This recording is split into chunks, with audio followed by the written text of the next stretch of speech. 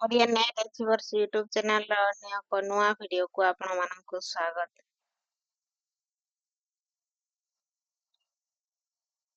ଆସନ୍ତୁ ଆଜି ଆଲୋଚନା କରିବା ଶାରଳା ଦାସଙ୍କ ବିଷୟରେ।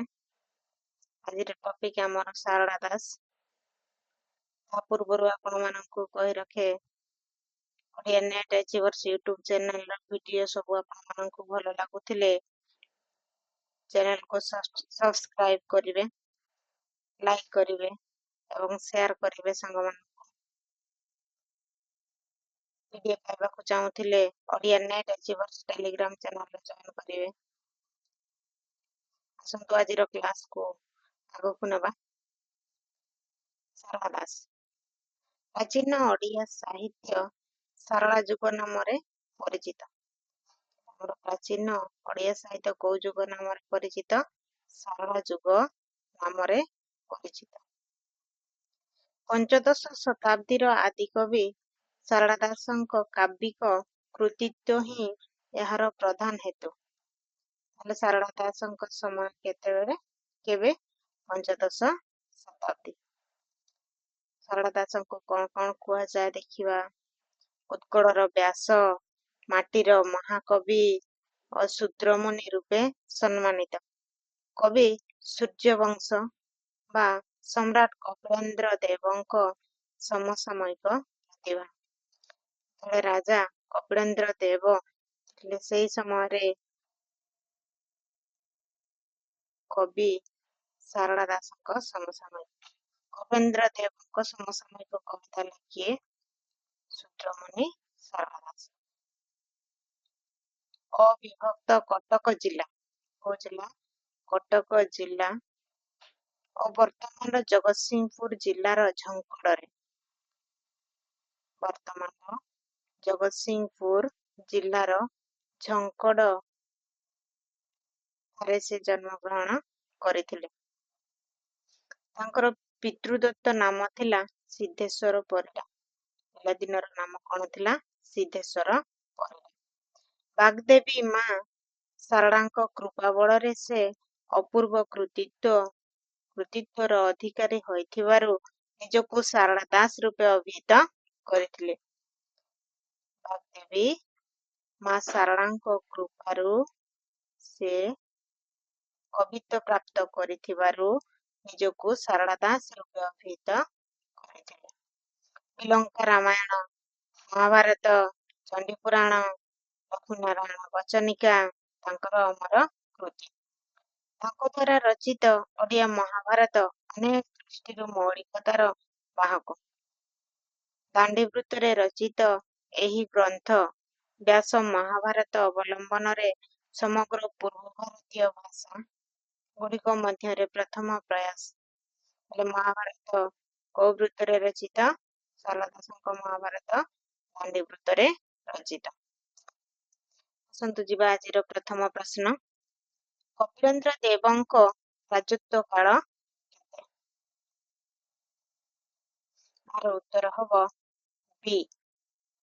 କପିଳେନ୍ଦ୍ର ଦେବଙ୍କ ରାଜତ୍ୱ କାଳ 1435 ରୁ 1567। 2 ନମ୍ବର ପ୍ରଶ୍ନ। ପରଶୁରାମ ବିୟୋଗ ନାମକ ନାଟକର ରଚୟିତା କିଏ? ଉତ୍ତର କଣ ହବ? କପିଳେନ୍ଦ୍ର ଦେବ। କପିଳେନ୍ଦ୍ର ଦେବ ହଉଛନ୍ତି ପରଶୁରାମ ବିୟୋଗ ନାଟକର ରଚୟିତା।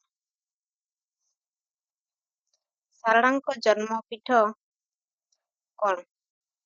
ଝଙ୍କଡ଼। ଜାଣିଛେ ଶାରଳାଙ୍କର ଜନ୍ମପୀଠ ଝଙ୍କଡ଼। ଶାରଳାଙ୍କ ପିତୃଦତ୍ତ ନାମ କଣ? 4 ନମ୍ବର ପ୍ରଶ୍ନ। ସିଦ୍ଧେଶ୍ୱର ପରିଡ଼ା। ଶାରଳା ଦାସଙ୍କ ପିତୃଦତ୍ତ ନାମ ସିଦ୍ଧେଶ୍ୱର ପରିଡ଼ା। 5 ନମ୍ବର ପ୍ରଶ୍ନ। ଶାରଳା ସାହିତ୍ୟରେ ଐତିହାସିକ ଚିତ୍ର। ଶାରଳା ସାହିତ୍ୟରେ ଐତିହାସିକ ଚିତ୍ର ଗ୍ରନ୍ଥର ପ୍ରଣେତା କିଏ? ବହୁତ ଇମ୍ପୋର୍ଟାଣ୍ଟ ପିଲାମାନେ ମନେ ରଖିବ। କୃଷ୍ଣଚନ୍ଦ୍ର ପାଣିଗ୍ରାହୀ। ଶାରଳା ସାହିତ୍ୟରେ ଐତିହାସିକ ଚିତ୍ର କୃଷ୍ଣଚନ୍ଦ୍ର ପାଣିଗ୍ରାହୀ। 6 ନମ୍ବର ପ୍ରଶ୍ନ ସାରଳା ମହାଭାରତର କେଉଁ ପର୍ବରେ ତାଙ୍କର ଜାତିସ୍ମର ବିଷୟ ବର୍ଣ୍ଣିତ? କୋଉ ପର୍ବ? ସ୍ୱର୍ଗାରୋହଣ ପର୍ବ। 6 ନମ୍ବରର ଉତ୍ତର କଣ ହବ? ସ୍ୱର୍ଗାରୋହଣ ପର୍ବରେ ତାଙ୍କର ଜାତିସ୍ମର ବିଷୟ ବର୍ଣ୍ଣିତ। 7 ନମ୍ବର ପ୍ରଶ୍ନ ସାରଳା ନିଜକୁ ଶୂଦ୍ରମୁନି ବୋଲି ଅଭିହିତ କରିଛନ୍ତି କାରଣ କଣ? ସେ ଜାତିରେ ଶୂଦ୍ର ଓ ବ୍ରହ୍ମଜ୍ଞାନୀ ପ୍ରାପ୍ତ ମୁନି। 8 ନମ୍ବର ପ୍ରଶ୍ନ ପ୍ରଥମେ ଶ୍ରୀ ରାମାୟଣ, ଦ୍ୱିତୀୟ ଭାରତ, ତୃତୀୟ ଲିଖନ କଲେ ଶ୍ରୀ ଭାଗବତ। ଏହା ସାରଳାଙ୍କ କେଉଁ ରଚନାରେ ସ୍ଥାନିତ? ଚଣ୍ଡୀ ପୁରାଣ। ଏହା କୋଉଠି ସ୍ଥାନିତ?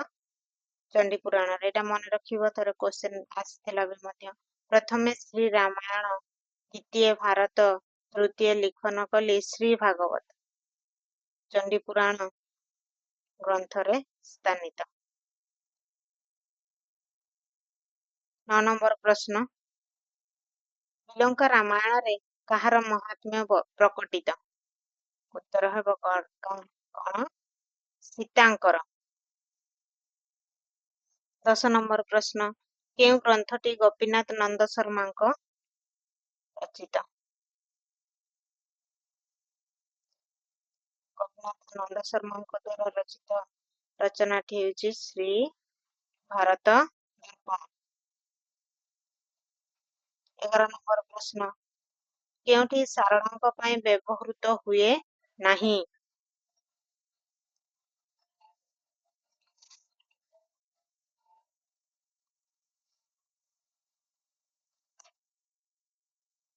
ଶୂଦ୍ରମୁନି ତାଙ୍କୁ କୁହାଯାଏ, ଆଦିକବି ବି ତାଙ୍କୁ କୁହାଯାଏ, ଉତ୍କଳ ବ୍ୟାସ ବି ସାରଳା ଦାସଙ୍କୁ କୁହାଯାଏ।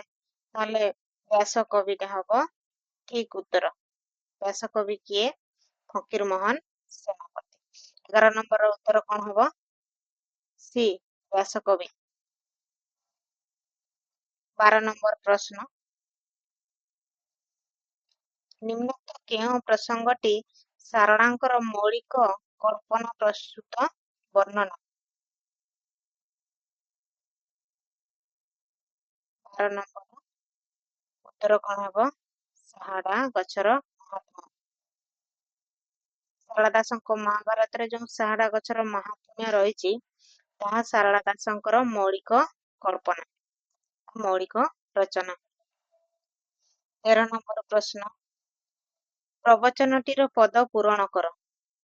ଗଙ୍ଗା କହିଲେ ଥିବି, ଗାଙ୍ଗୀ କହିଲେ ଯିବି। 14 ନମ୍ବର ପ୍ରଶ୍ନ ସାରଳା ମହାଭାରତର କେଉଁ ପର୍ବ ଗୁଡ଼ିକର ନାମ ମୂଳ ମହାଭାରତରେ ନାହିଁ? ତାମାନେ ସାରଳା ମହାଭାରତରେ ଅଛି କିନ୍ତୁ ସଂସ୍କୃତ ମହାଭାରତରେ ନାହିଁ। କୋଉ କୋଉ ପର୍ବ ସାରଳା ମହାଭାରତରେ ଅଛି, ସଂସ୍କୃତ ମହାଭାରତରେ ନାହିଁ? ମଧ୍ୟ ପର୍ବ, ଗଦା ପର୍ବ ଓ କୈସିକା ପର୍ବ। 14 ନମ୍ବର ଉତ୍ତର ହବ ବି। 15 ନମ୍ବର ପ୍ରଶ୍ନ ମୂଳ ସଂସ୍କୃତ ମହାଭାରତର କେଉଁ ପର୍ବ ଗୁଡ଼ିକ ସାରଳା ମହାଭାରତରେ ସ୍ଥାନିତ ହୋଇ ନାହିଁ? ସଂସ୍କୃତ ମହାଭାରତରେ ଅଛି କିନ୍ତୁ ସାରଳା ମହାଭାରତରେ ନାହିଁ। କୋଉ ପର୍ବ ଦେଖିବା? ଆର ଉତ୍ତର ହେବ ସି ଡି ହବ ଏହାର ଉତ୍ତର। ସୌପ୍ତିକ ପର୍ବ, ଅନୁଶାସନ ଏବଂ ମହାପ୍ରସ୍ଥାନିକ ପର୍ବ ଏହି ତିନୋଟି ପର୍ବ ମୂଳ ସଂସ୍କୃତ ମହାଭାରତର କେଉଁ ପର୍ବ ଗୁଡ଼ିକ ସାରଳା ମହାଭାରତରେ ସ୍ଥାନିତ ହୋଇନାହିଁ? ମାନେ ସୌପ୍ତିକ ପର୍ବ, ଅନୁଶାସନ ଏବଂ ମହାପ୍ରସ୍ଥାନିକ ପର୍ବ ସାରଳା ମହାଭାରତରେ ସ୍ଥାନିତ ହୋଇ ନାହିଁ। 16 ନମ୍ବର ପ୍ରଶ୍ନ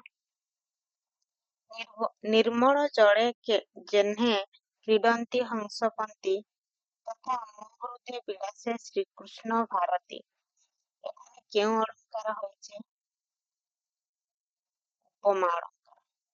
ନିର୍ମଳ ଜଳେ ଯେହ୍ନେ କ୍ରୀଡ଼ନ୍ତି ହଂସପନ୍ତି ତଥା ମୁହୂର୍ତ୍ତେ ବିଳାସେ ଶ୍ରୀକୃଷ୍ଣ ଭାରତୀ। ଏଠାରେ କେଉଁ ଅଳଙ୍କାର? ଉପମା ଅଳଙ୍କାର। 17 ନମ୍ବର ପ୍ରଶ୍ନ, ମହାଭାରତରେ ମୌଳିକତା ଆଲୋଚନା ପ୍ରସଙ୍ଗର ଅଳ୍ପୀକରଣ, ବିସ୍ତୃତୀକରଣ, ଅନୁକ୍ତ ପ୍ରକ୍ଷେପ, ଉକ୍ତ ନିକ୍ଷେପ ଆଦି କ୍ରମରେ ଏହା ରଚିତ ବୋଲି କିଏ କହିଛନ୍ତି? ଗୋପୀନାଥ ନନ୍ଦ ଶର୍ମା। ଅଳ୍ପୀକରଣ ମାନେ କଣ ପିଲାମାନେ? ବିରାଟ ବିଷୟବସ୍ତୁକୁ ଛୋଟ କରିକି ଲେଖିବା, ଅଳ୍ପ କରିକି ଲେଖିବା। ଏବଂ ବିସ୍ତୃତୀକରଣ କଣ? ଛୋଟ ବିଷୟବସ୍ତୁକୁ ବଡ଼ କରିବା, ବିସ୍ତୃତ କରିବା। ଅନୁକ୍ତ ପ୍ରକ୍ଷେପ କଣ? ଆଉ କିଛିକୁ ନୂଆକୁ ଆଡ୍ କରିବା, ମୌଳିକତା ସୃଷ୍ଟି କରିବା ଅନୁକ୍ତ ପ୍ରକ୍ଷେପ। ଏବଂ ଉକ୍ତ ନିକ୍ଷେପ ମାନେ ଯୋଉଗୁଡ଼ା ଆବଶ୍ୟକ ନାହିଁ ତାକୁ ଫିଙ୍ଗି ଫୋପାଡ଼ି ଦେବା, ତାହା ହେଉଛି ଉକ୍ତ ନିକ୍ଷେପ।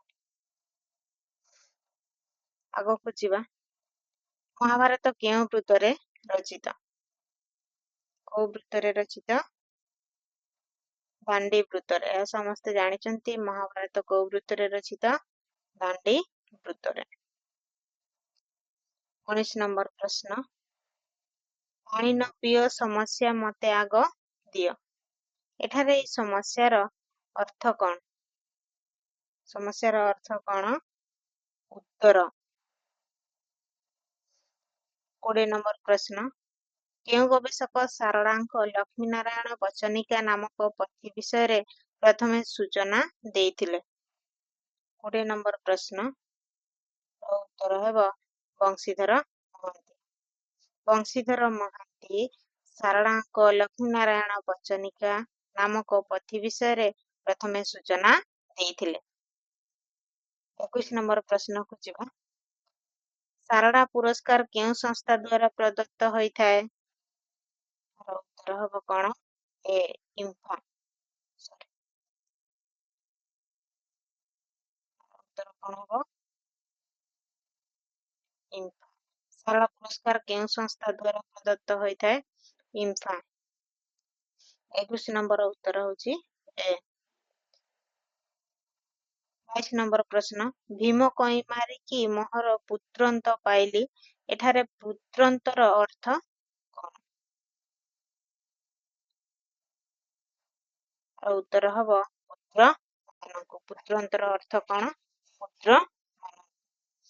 23 ନମ୍ବର ପ୍ରଶ୍ନ, typical selection from Odia literature ଗ୍ରନ୍ଥର ଲେଖକ କିଏ? ବିଜୟ ଚନ୍ଦ୍ର ମଜୁମଦାର। 23 ନମ୍ବର ଉତ୍ତର କଣ ହେବ? ବିଜୟ ଚନ୍ଦ୍ର ମଜୁମଦାରଙ୍କ ଦ୍ୱାରା ରଚିତ ଗ୍ରନ୍ଥ typical selection from Odia literature. 24 number ପ୍ରଶ୍ନ, କନିକାର ଜନ୍ମ ବୃତ୍ତାନ୍ତ କେଉଁଥିରେ ରହିଛି? ଶାରଳା ମହାଭାରତରେ। କୋଉଥିରେ ରହିଛି? ଶାରଳା ମହାଭାରତ। କେଉଁଠି ଶାରଳାଙ୍କ ସୃଷ୍ଟି ନୁହେଁ? ଉତ୍ତର ହେବ କଣ? ସଚିତ୍ର ରାମାୟଣ। ଚଣ୍ଡୀପୁରାଣ ଶାରଳା ଦାସଙ୍କ ଦ୍ୱାରା ରଚିତ। ବିଲଙ୍କା ରାମାୟଣ ଶାରଳା ଦାସଙ୍କ ଦ୍ୱାରା ରଚିତ। ଲକ୍ଷ୍ମୀନାରାୟଣ ବଚନିକା ମଧ୍ୟ ଶାରଳା ଦାସଙ୍କ ଦ୍ୱାରା ରଚିତ। 26 ନମ୍ବର ପ୍ରଶ୍ନ, ସଂସ୍କୃତ ମହାଭାରତର ଗଦ୍ୟାନୁବାଦକ କିଏ?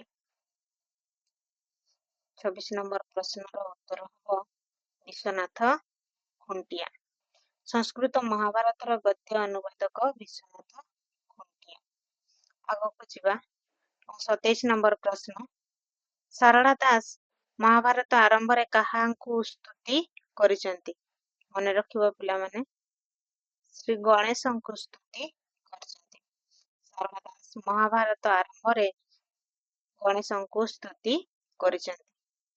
28 ନମ୍ବର ପ୍ରଶ୍ନ, ବିଲଙ୍କା ରାମାୟଣ କେଉଁ ସଂସ୍କୃତ ଗ୍ରନ୍ଥର ଅନୁସରଣରେ ରଚିତ?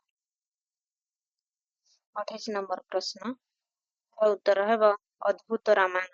ମନେ ରଖିବ ପିଲାମାନେ, ଅଦ୍ଭୁତ ରାମାୟଣ। 29 ନମ୍ବର ପ୍ରଶ୍ନ, ଦାଣ୍ଡି ବୃତ୍ତର ବିଶେଷତ୍ୱ?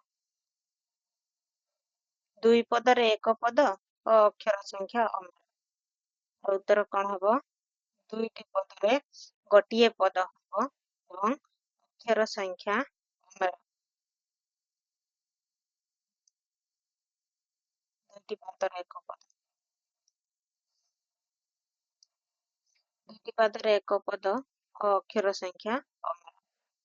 30 ନମ୍ବର ପ୍ରଶ୍ନ ଏବଂ ଆଜିର ଶେଷ ପ୍ରଶ୍ନ। କ ସ୍ତମ୍ଭ ଖ ସ୍ତମ୍ଭ।